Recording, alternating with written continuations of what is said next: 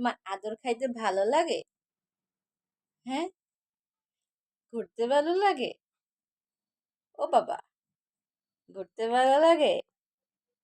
এই এই তোমাকে বলছি, আদর খেতে ভালো লাগে? হুম, ঘুরতে যাবা? চলো রেডি হই আমরা। কোথায় যাবা তুমি? হুম, কোথায় যাবা? পিপিপ যাবা? পিপিপ? হুম, পিপিপ, চলো চলো। বাবা তো আর আসলো না, আমাদের একা একাই ঘুরতে হবে, তাই না?